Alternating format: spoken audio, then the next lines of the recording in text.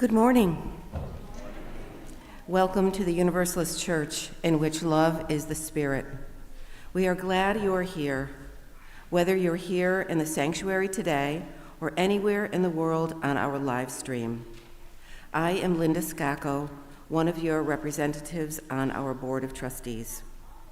If you are a visitor, we'll hope you'll sign one of the guest books at either entrance to the sanctuary or visit our webpage, westhartforduu.org, to learn more. There, you can use the contact page to get onto our electronic mailing list, which is the best way for us to stay connected. We look forward to helping you to become part of the Universalist Church. And now Reverend Adam has a few words.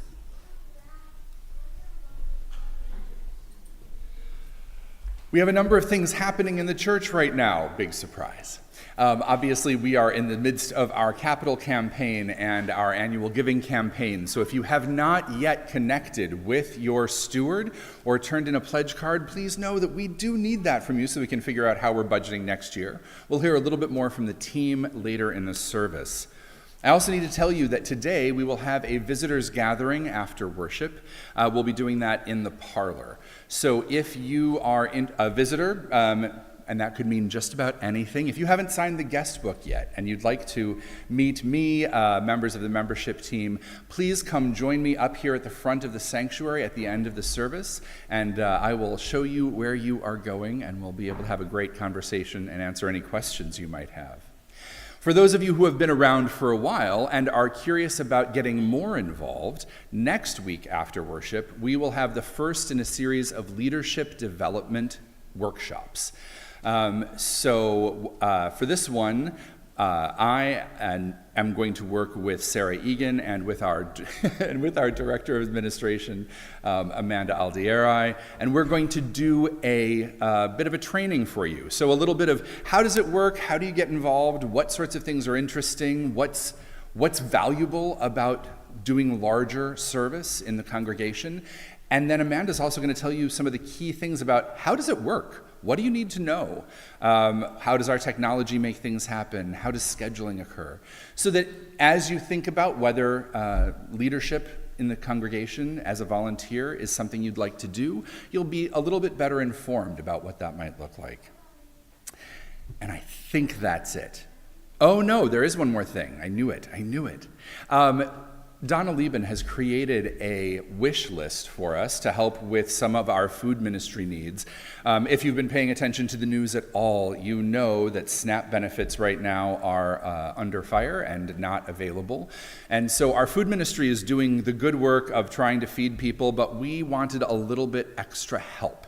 So if you will check out our social media, particularly Facebook, I believe, or reach out to Donna Lieben or Steve Lieben, who is sitting over here in the church. Yes, thank you for the wave. If you check with one of those folks, you'll be able to find out more about where that wish list is and how you can contribute. Thank you.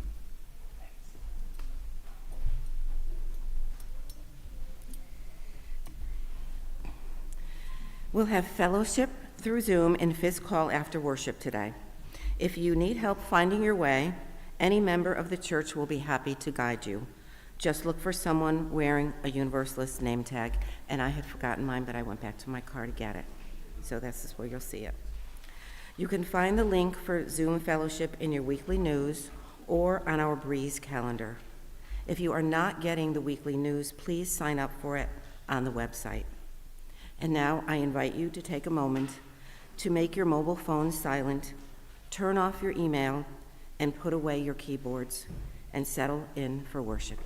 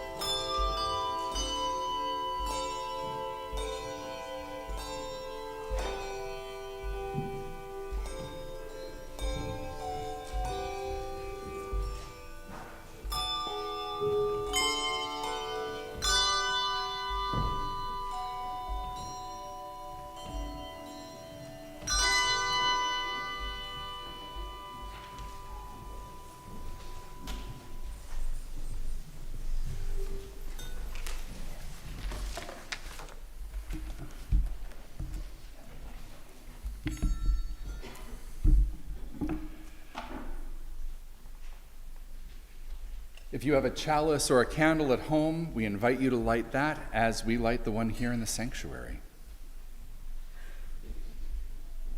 And so today, I light our chalice with the words of Margaret Fuller, who once said, I accept the universe. Some have mocked her as being arrogant, but I see her as a role model. Most of us fight the universe now and then, refusing to feel or see the fullness of what it has to teach, to share.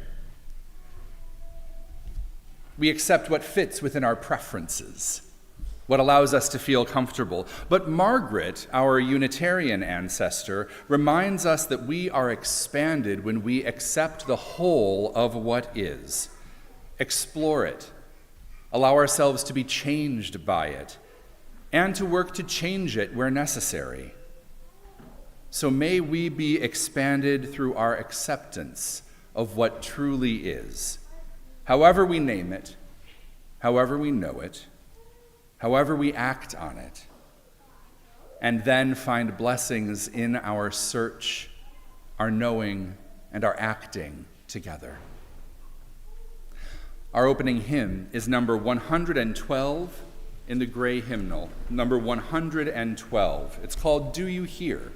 Please rise in body or in spirit here in the sanctuary or wherever you are as we sing together.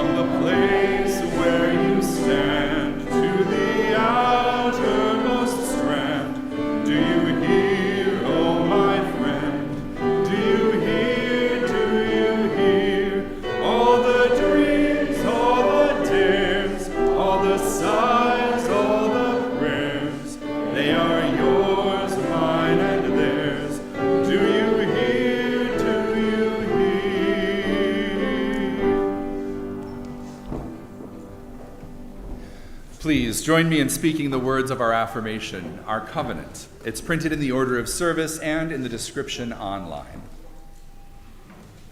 Love is the spirit of this church, and service is its law. This is our great covenant, to dwell together in peace, to seek the truth in love, and to help one another. Please be seated.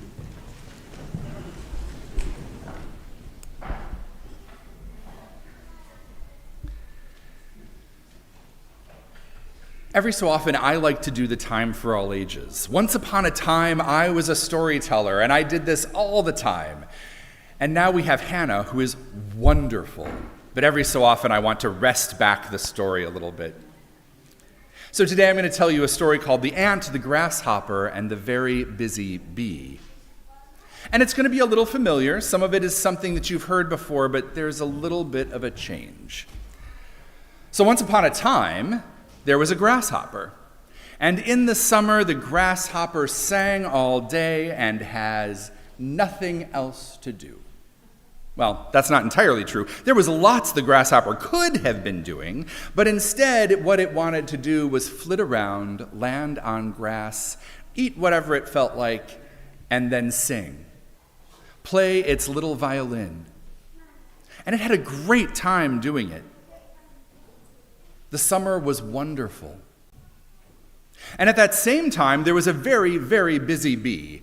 And that bee, all summer long, worked so hard collecting pollen. It went from flower to flower to flower to flower to flower to flower to flower to flower to flower to flower to flower to flower to flower to flower to flower, keeping going every day, all summer long, nonstop. And it collected so much pollen and a little bit of nectar that it helped to fill the hive with everything it needed to get through winter. And then there was an ant. And the ant did all sorts of things all summer long, too. The ant gathered food, and then every so often listened to the grasshopper singing and playing its violin. And then the ant would go and gather more food and help clean the nest, take all the stuff that didn't belong in it out anymore. And then it would find a peony and go roll around in the leaves, absorbing all that glorious peony scent. It almost got dragged into somebody's house a few times by being in the wrong peony at the wrong moment. But it quickly escaped and continued to do some work and also to do some rest, to gather some food and take out the trash and take care of the babies, but also to enjoy some peonies and some summer sun and some dew. And so by the time the end of summer came, the grasshopper was left with nothing to eat and no place to live. And by the end of the summer, the bee had worked so hard, gathering everything she could, going from flower to flower to flower to flower to flower, that by the time the last day of summer came, she just dropped dead right in her tracks. But the ant who had gathered up food and taken out the trash and took care of the babies, but also enjoyed some sun and listened to some music and rolled around in peonies, she went down into the depths of her nest and made it through the winter quite happily, quite comfortably, and ready to do it all again the next year.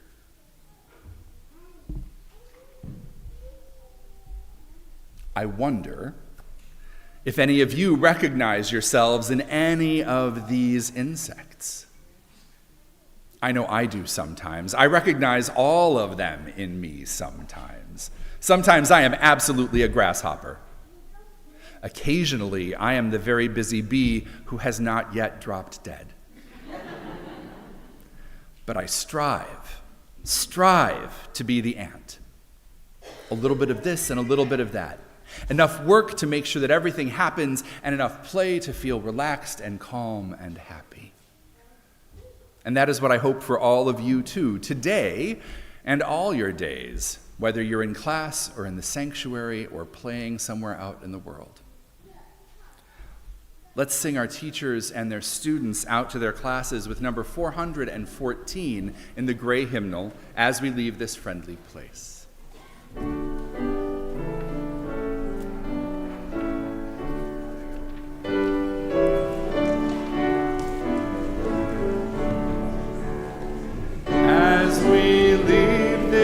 Friendly place, love give light to every face. May the kindness which we learn light our hearts till we return.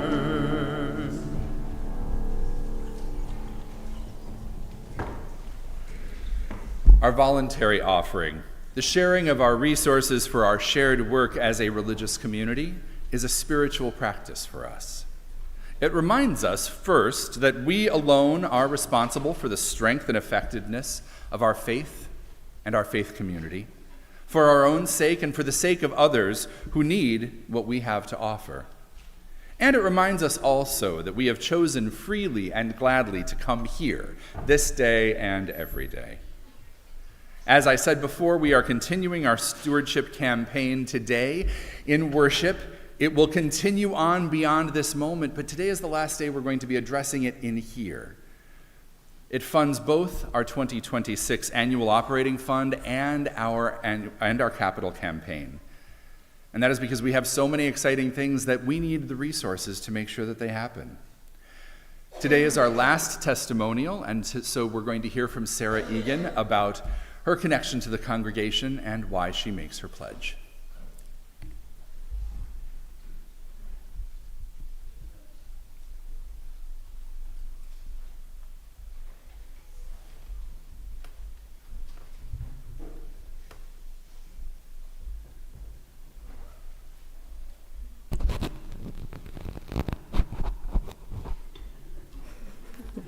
That's always first for me. Hi, everybody. I'm Sarah, and I wanted to share with you, when I was thinking about what I wanted to say today, I decided to tell a true story of why we started coming to the church and what it's meant for us. When Grace, my daughter, my middle daughter, was about 9 months old, a hum began in my brain that things were not quite right. She was very different from my son, Henry, then 3 years old and full, as he'd always been, of endless bursts of energy and interaction, interrupted only by bouts of relentless focus on a task of interest. Grace was a happy baby when she wasn't sick, which was often, content often to sit gently in her extra saucer, occasionally batting at an object while Henry put a napkin or other objects on her head. By the time she was 1, though, I realized that Grace did not really understand me when I talked, and I knew we needed help. The call I made to Infoline set up a chain of events that escalated so rapidly and so dramatically in ways I had never imagined. Within a few short months, Grace was diagnosed with global developmental delays, autism, weak muscles, battling serious kidney infections, and we were constantly collecting fluid and blood samples, as the neurologist we were seeing speculated that she may have one of a handful of degenerative and fatal diseases. During this time, I had a 4-minute commute to work and scuttled between my job representing children in the foster care system and my job parenting a 1- and 3-year-old, mustering all of my will to model joy and contentment for them. I would rush to the computer after bedtime and spend hours looking up diseases and cures.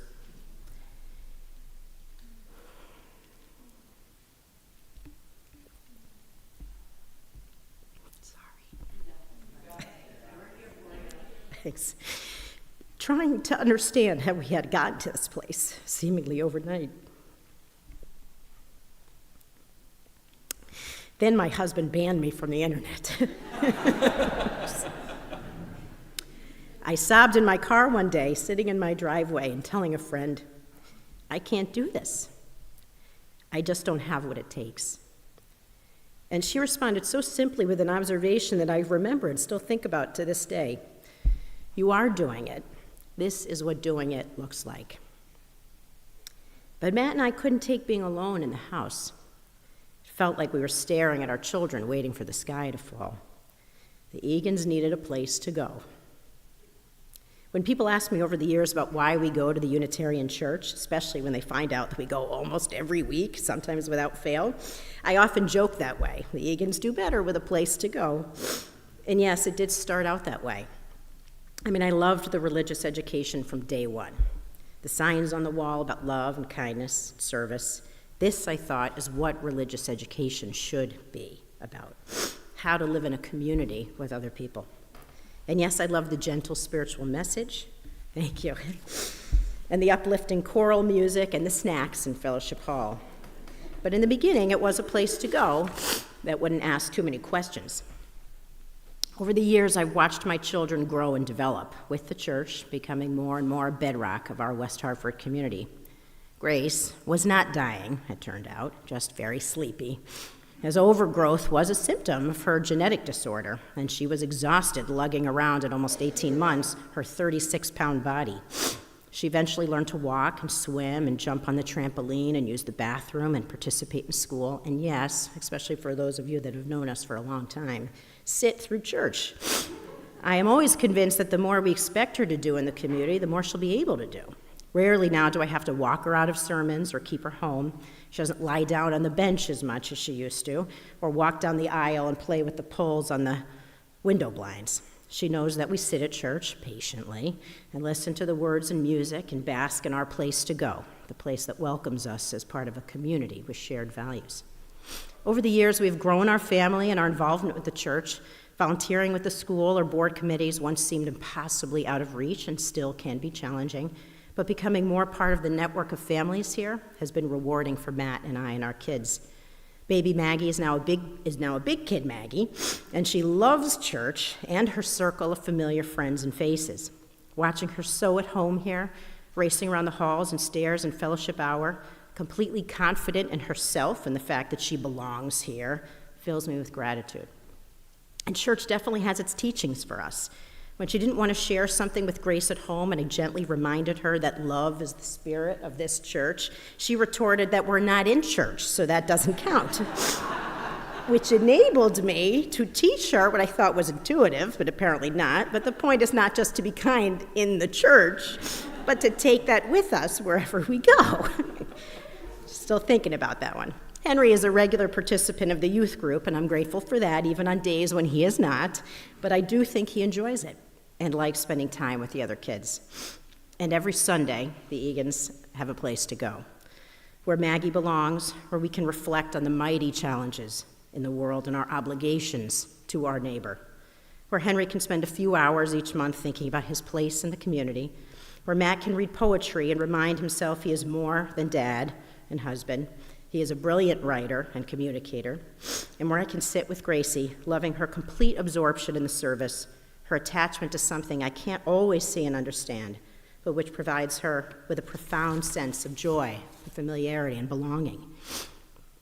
We are so grateful for this community, the opportunity to be with all of you, to grow in service and love, and to work in fellowship towards a world that is nurturing and just for all people.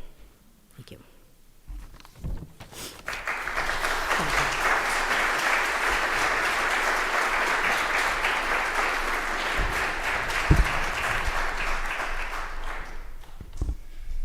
I look forward every year to hearing the testimonies of you about this congregation and why it matters so much. And I am deeply touched every time and so grateful that we as a congregation have been able to embrace this family. We also share our plate this month with the Unitarian Universalist Service Committee. For over 3/4 of a century, the UUSC has cultivated partnerships with oppressed communities whose rights are threatened all over the world. Its roots were in helping Jewish people flee Nazi Europe in the 1930s and 40s, but it continues now as an independent human rights organization grounded in Unitarian Universalist values.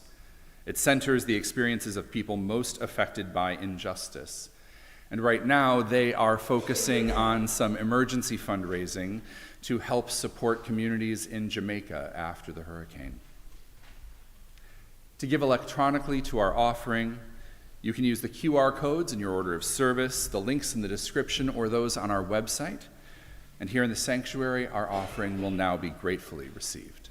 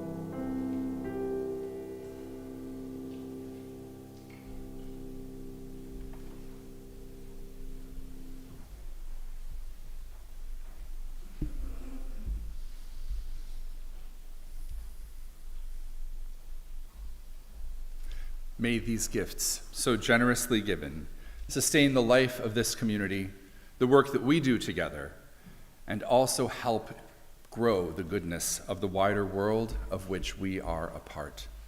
May it be so. Thank you. Thank you. Please rise in body or in spirit as we speak our congregational reading. It's number 439 in the back of the gray hymnal. Number 439. It's called We Gather in Reverence. I'll read the words in Roman type, and together we'll respond with the words in italics. We gather in reverence before the wonder of life, the wonder of this moment, the wonder of being together so close, yet so far apart, each hidden in our own secret chamber, each listening, each trying to speak, yet none fully understanding, none fully understood. We gather in reverence before all intangible things that eyes see not, nor ears can detect, that hands can never touch, that space cannot hold, and time cannot measure. Let's join in singing our doxology. It's printed in your order of service and in the description online.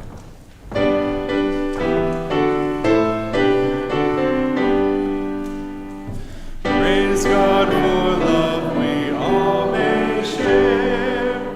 Praise God for beauty everywhere. Praise God for hope of good to be. Praise God for truth that makes us free. Amen.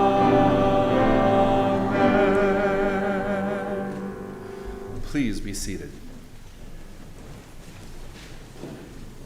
And while I managed to forget one thing during the offering, I am going to note that we prayerfully seek your help to make sure that the church runs for the coming year by doing our budgeting. And so before we begin our pastoral prayer in earnest, I'm going to invite Dave Principe up to tell us a little bit about what's happening with our capital and annual campaigns. Oh, Dave and Carla, sorry. You're forgiven. Thank you. We do that here. Good morning. How are you? I'm well, thank you. All right, I met with a client this week and she said that she was very visual. And so I thought I'd bring a couple of visual things. First of all, please grab your order of service and just turn it to the back.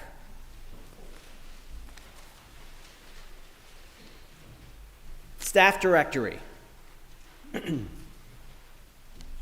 We are 2/3 of the way in our pledge drive towards funding our staff's compensation, salary, benefits, all that good stuff. We still have 1/3 of the way to go to make sure that these very important people are with us next year.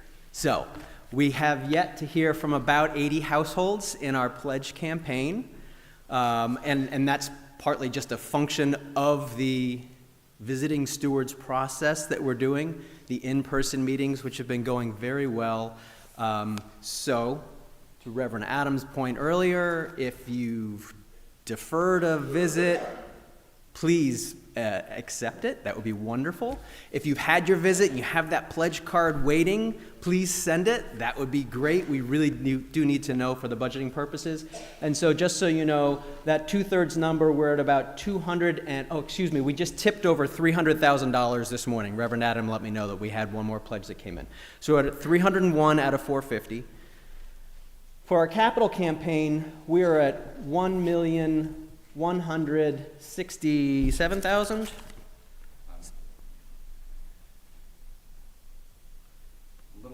A little bit higher. The pledge that came in this morning added another nice amount to that.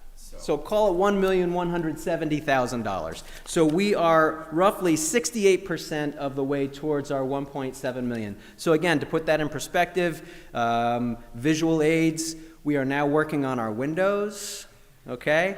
And if we can get to 1.7, we will be able to repay the loan that repaired the facade of the church and saved our organ, right, from damage. So We're in great shape. Please send in your pledge cards if you've had your meetings. If you haven't had a meeting, if you don't have a pledge card, please reach out to Matt, to David, to Reverend Adam, and we will make sure that you get everything that you need. Thank you all very much.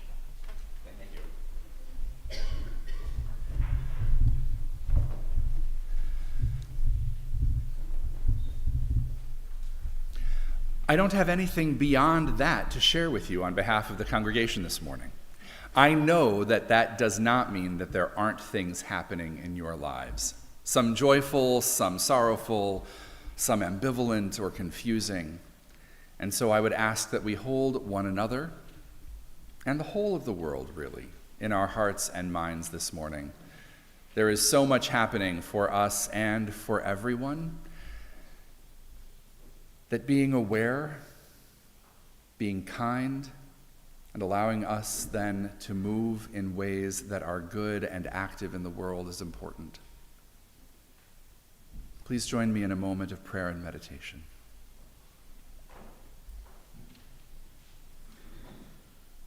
Holiness, whatever it is that draws us to seek truth and goodness in the company of others.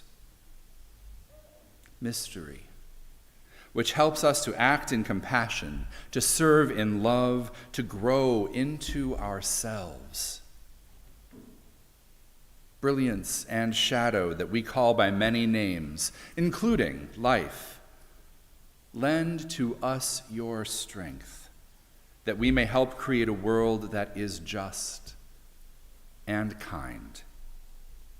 Lend to us your energy, that we may be sustained in our lives and the work we are called to do. Lend to us your peace, that we may be refreshed and comforted in the midst of everything else. We send our thoughts and our prayers, our hearts and our hopes to all those members of our community who are ill or in need. May they be able to ask for and receive support from us. We hold all those around the world who struggle, who fight, who strive in our hearts, knowing that they do things that we wish would not have to happen in this world. Let us pray for action to turn ever toward good, for the safe return of people to homes and families. Let us take a time in stillness for the prayers of our hearts together.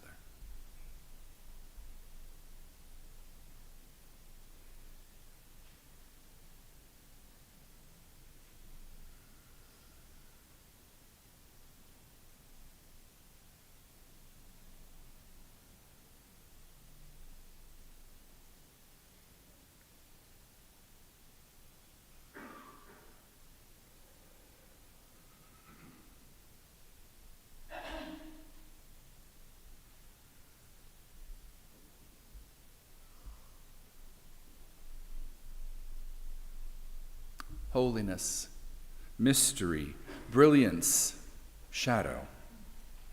May we recognize your presences in all things. May we come to understand you in the ways that satisfy the longings of our souls, the persistence of our reason, the truth of our experience. May we be inspired to accept the universe and then strive to make it the universe in which we know we should live. May it be so. Amen.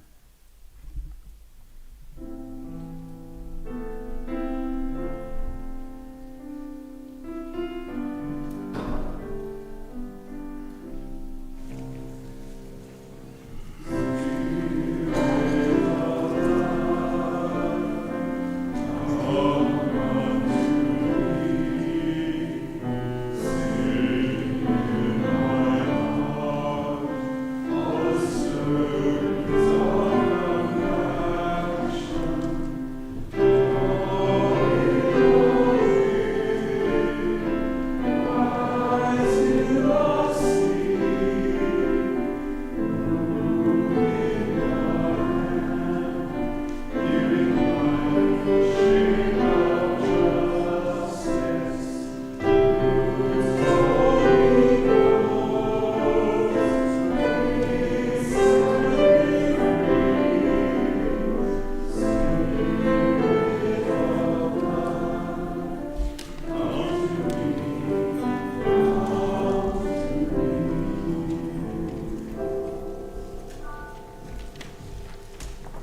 Our first reading is from The Servant as Leader by Robert K. Greenleaf. Servant and leader, can these two roles be fused in one person in all levels of status or calling? If so, can that person live and be productive in the world of the present? My sense of the present leads me to say yes to both questions. The idea of servant as leader came out of reading Hermann Hesse's Journey to the East. The central figure of the story is Leo, who accompanies the party as the servant, who does their menial chores, but who also sustains them with his spirit and his song. He is a person of extraordinary presence. All goes well until Leo disappears. Then the group falls into disarray and the journey is abandoned. They cannot make it without the servant, Leo. The narrator of this story, one of the party, after some years of wandering, finds Leo and is taken into the order that had sponsored the journey. There, the narrator discovers that Leo, whom he had known first as servant, was in fact the titular head of the order, its guiding spirit, a great and noble leader. Greenleaf continues, to me, this story clearly says that the great leader is seen as servant first, and that simple fact is the key to his greatness. Leo was actually the leader all of the time, but he was servant first because that was what he was, deep down inside. Leadership was bestowed upon a man who was by nature a servant. It was something given or assumed that could be taken away. His servant nature was the real man, not bestowed, not assumed, and not to be taken away. He was servant first.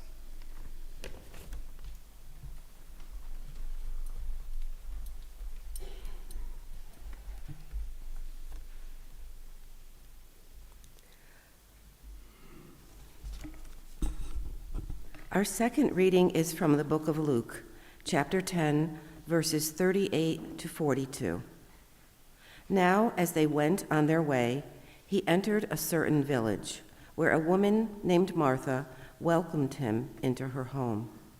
She had a sister named Mary, who sat at Jesus' feet and listened to what he was saying. But Martha was distracted by her many tasks, so she came to him and asked, Lord, do you not care that my sister has left me to do all the work by myself? Tell her then to help. But he answered her, Martha, Martha, you are worried and distracted by many things. There is need of only one thing. Mary has chosen the better part, which will not be taken away from her.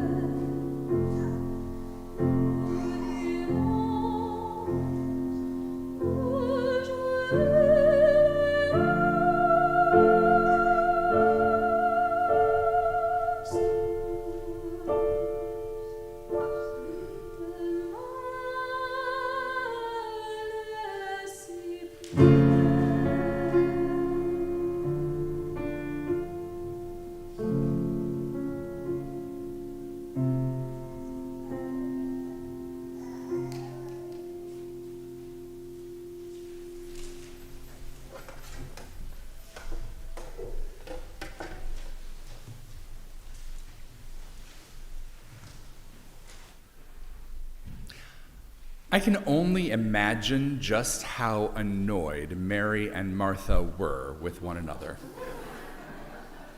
Jesus has come to visit, and Martha must have been aggravated that Mary wasn't helping to make things just right for their guest. And Mary must have been irritated that Martha just kept puttering around rather than coming to talk. And Jesus, a gracious guest, tells them that he wants to see them both, that spending time together is the right thing to do while he's there, and that the attention Mary is giving him is what he wants, rather than a perfect home to sit in without the joy of the visit. But here's the thing that people often miss when they think about this story. Jesus doesn't say Martha's efforts are bad. He just says they're not the right thing to do right then. Both listening and doing are good things. Both are necessary, just in the right balance, at the right moment. It's a little bit like this story of the grasshopper, the ant, and the very busy bee. The bee's efforts are important, but too much doing, and you miss all the good stuff during the summer and die before the resting time of winter comes. And the grasshopper's play is delightful. Being out in the world, listening and responding, and doing all of this music making and merriment. Well, that's great, but without any work done, the grasshopper doesn't really make it through winter either. The ant, however, is wise. She works and she listens. And then she works and she rolls around in the peonies. She doesn't do too much.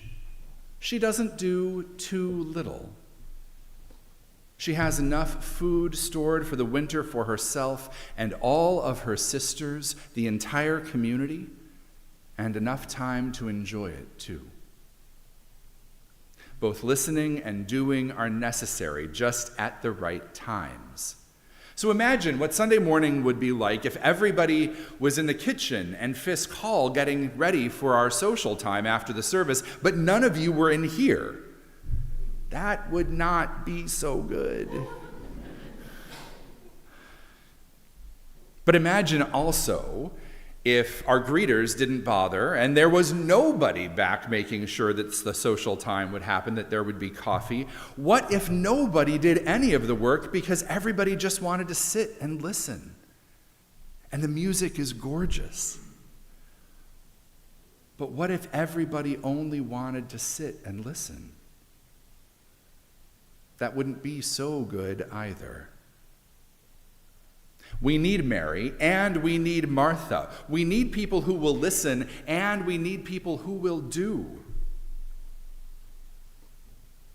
So there's this term that I've heard most of my life, usually in religious communities, although it didn't really start out quite that way. This term is servant leader. And I have to tell you that I always thought it was somehow Christian, that it came out of the Bible. It is not. That is not where it came from. But a servant leader is someone whose motivation for having a leadership role in a community or an institution comes not from a desire to be seen as in charge or as important, but instead having a motivation that comes from the desire to care for the well-being of others, the well-being of a community, a church, or a school. For the servant leader, the desire to care for and take care of comes long before the leader part of the work.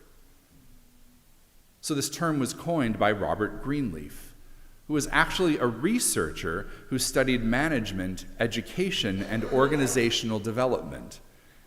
It does not come from the Bible. It is not a theological idea at all. Over the course of Greenleaf's career, he realized that power-centered leadership that relied on people who wanted power and authority and recognition for power and authority, tends to have problems.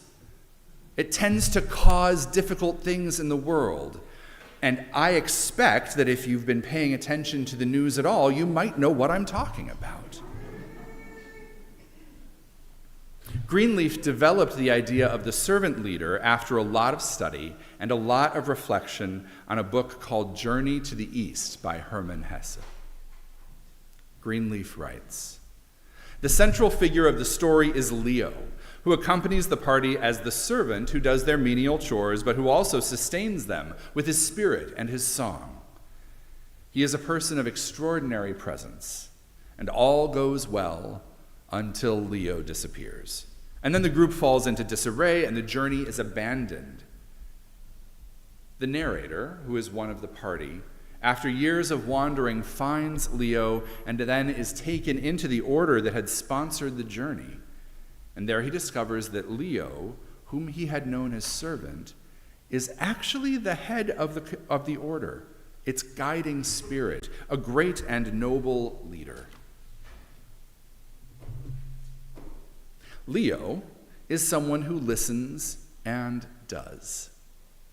Even more, it turns out that by listening and doing, he also supports and nurtures other people. Leo is a servant leader, one whose primary motivation is to bring the best into the world, not just through his own actions, but by supporting the actions of others too. Service is a spiritual practice. We often think of prayer or meditation as spiritual practices. Some of us think of yoga or art or music or dance as spiritual practices. But to care for others, to be of service to other people, to humanity at large, to communities or institutions, to put in time and effort to make sure that the things you value continue in the best way they can, this is another kind of spiritual practice. And so we do it here by volunteering, by being compassionate or kind, by helping to make change in the world, by helping to make someone else's life just even a little bit easier. I suspect you've already been doing this, but if you haven't, take a moment. Just a moment, and think about a time when you did some sort of service for someone else. Maybe you have the kind of job where you serve others or the needs of a community. Maybe it's something that you do because you want to or because you see a need. Keep thinking until you've got something in your mind. Now, how did it feel to do this act of service? Did it make you feel good, helpful, lonely, more connected? Why did you do it? Would you do it again?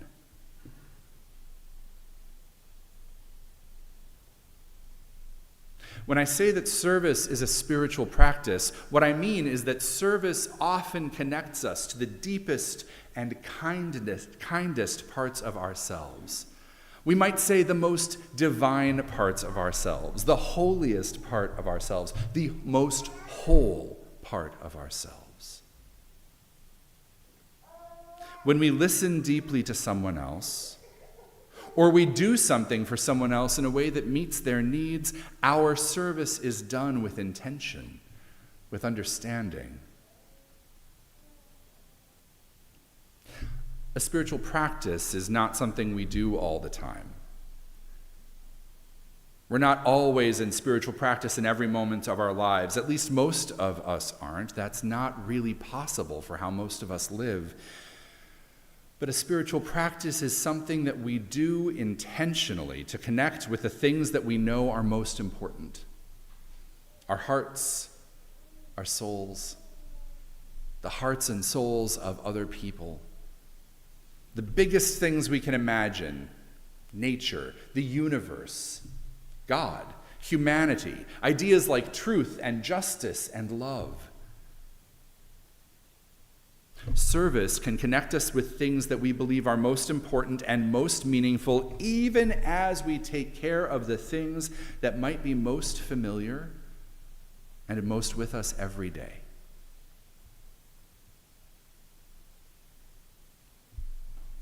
So I love the term servant leader, because it says that by the service we offer, we lead by example, and that our best leaders are the ones who want to help more than they want to have power or control.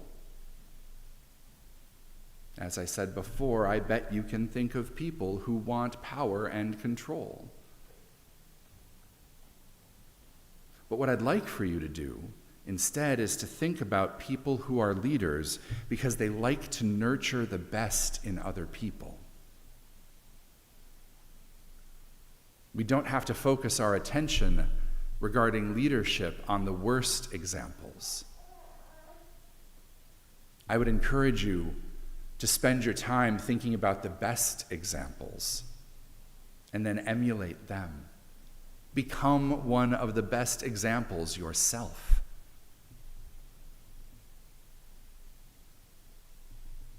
As much as Mary and Martha must have been irritating each other to no end, I suspect that if you could combine Mary and Martha's best impulses into one person, she would be a phenomenal servant leader. She'd know when it was time to listen, but she'd be able to get some things done. She'd care about making sure things were all arranged, and then she'd be able to focus on the person or people that she was with so that they were able to do their best too. Even if we want power and control, and almost all of us do now and then, we can choose to be, we can learn to be servant leaders. We can make service a spiritual practice, and we have lots of opportunities to do that. When we come time to do the projects for the capital campaign, we will need some people who are willing to just do the work. We are about to reinvigorate our green sanctuary. We're going to do some of that today. You'll have an opportunity to learn more about that in Fisk Hall, where Gail and Lindsay will show up at the table and talk to you about what we need to be doing for sustainability and environmental justice. There are opportunities for you to practice and learn right here. But the most important thing is to know that becoming a servant leader requires us to find the places where we want to help more than we want to have control. Where we nurture others in their capacity to do and be wonderful things in the world more than we want to have power. We need to listen to the people we want to help to find out what help is actually helpful, and then get involved, then do it. Our service is a spiritual practice when what we do helps other people to do and be their best. And then we feel kinder and more connected. All those other good feelings that we've talked about. So imagine yourself as Leo, the servant who was also the head of the order. Or think of yourself as the ant. Or as this merged being that I like to call Mary Martha, who has the best impulses of both, who listens and does and knows when each of those things is the right thing to do. Let's take a moment in stillness together, and you can imagine who it is that you are as a servant leader.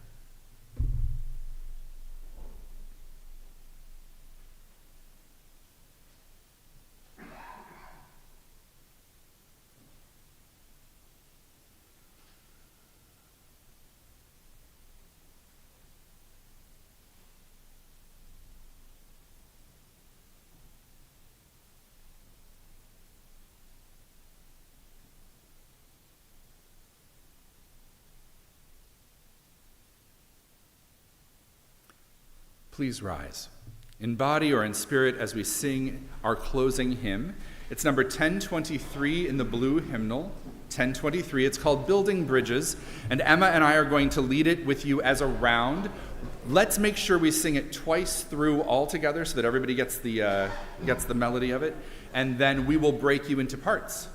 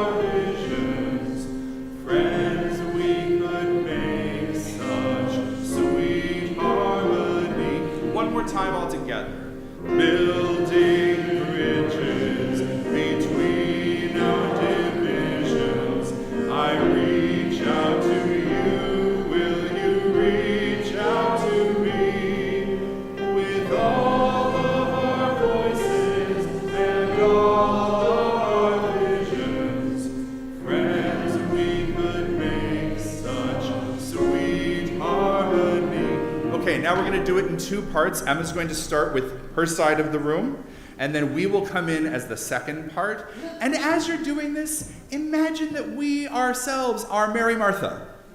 Two different voices, two different ideas happening at the same time so that we can choose the best part in the moment.